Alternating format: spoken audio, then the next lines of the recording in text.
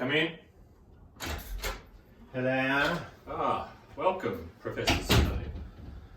Thank you for seeing me. Pleasure. Professor Snape, you've come a long way to be with us, and I hear you've had an interesting stay at the Pierce household recently. So how's your time in Australia been? Well,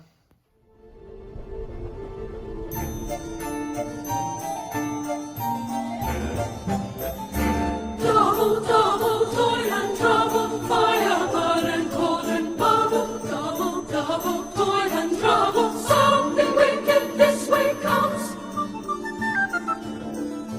I've built and drove from, walk of bat and tongue of dog, and the smoke and blind would steam.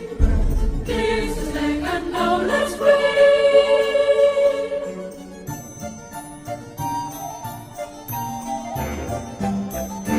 Double, double, toil and trouble, fire, burn and cold and bubble. Double, double, toil and trouble, something wicked this way comes. In the cauldron boil and bake, fill it over fairy snake, scale of dragon, tooth of wolf, witches mugging morn and gone.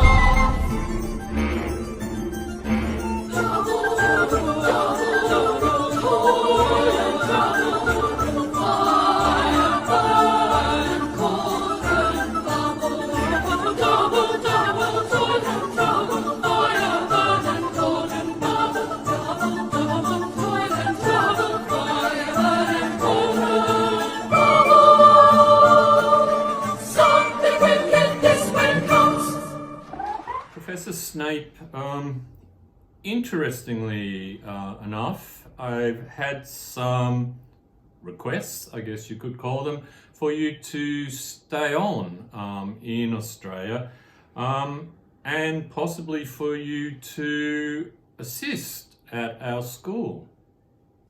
it is my understanding that certain potions that I have concocted tend to make some students a little bit more pliable than others. And maybe that's something that I can bring in to the school system here in Australia. Professor Snape, if you were to help out at our school, I guess we have some really important values that we follow. How would you ensure that you would follow our values of respect, responsibility, resilience, and doing your best? I have found that my time in Australia has tempered my soul just a little, and with the great advice from your assistant principal, Mr. Gill, he said that I can't hit children or put them in a cupboard, which, I find a little bit disconcerting because that's normally how I would manage, behavioral problems. But the values of respect go both ways, I believe. Mostly towards me, because I'm the one that commands respect. Respecting them, well, they have to earn it. Resilience. Well, being shoved out in the cold for a few hours tends to temper one's soul as well. Makes them a little bit more resilient. Doing one's best is demanded at all times. It should be demanded by everyone, really. And the last one is responsibility. Well,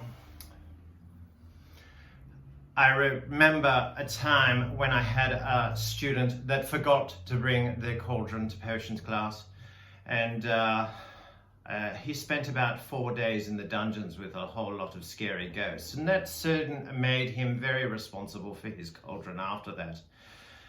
That was a very interesting answer there, Professor Snape.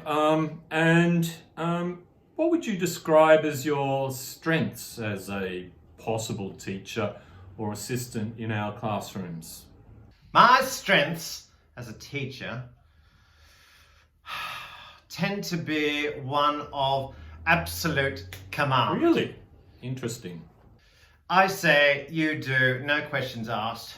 This whole inquiry model that you have in Australia, do you really need it? I mean, really?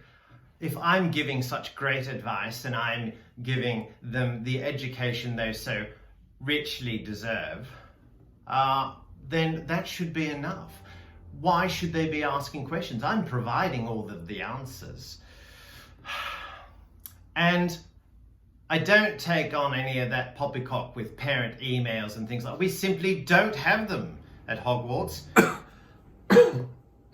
We have our delivery service, and sometimes parents want to approach me that way, but I just tend to just burn the letters in the fire, really. You know, I know what's good for their children, and I'm the one that's educated, so let that be a lesson to them. Okay. I think I've got the picture there, Professor Snape. Well, obviously I have a lot to think about, and I'll be in touch. Thank you.